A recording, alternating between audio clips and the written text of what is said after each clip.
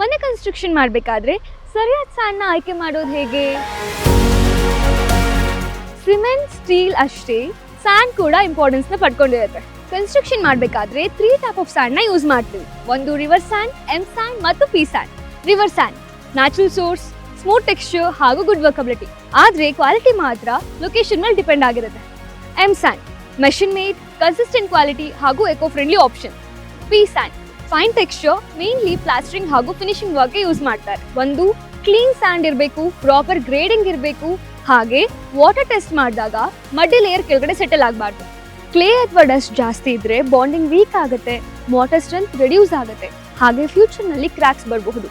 Proper quality ಇರೋ ಸ್ಯಾಂಡ್ನ use ಮಾಡೋದ್ರಿಂದ shrinkage cracks ಕಮ್ಮಿ ಆಗುತ್ತೆ, ಸಿಮೆಂಟ್ ಹಾಗೂ ಸ್ಟೀಲ್ನ ಸ್ಟ್ರೆಂತ್ ಮ್ಯಾಕ್ಸಿಮೈಸ್ ಆಗುತ್ತೆ, ಸ್ಟ್ರಕ್ಚರ್ ಡ್ಯೂರಬಿಲಿಟಿ ಜಾಸ್ತಿ ಆಗುತ್ತೆ, ಹಾಗೆ ಮೇಂಟೆನೆನ್ಸ್ ಕಾಸ್ಟ್ ಕಮ್ಮಿ ಆಗುತ್ತೆ.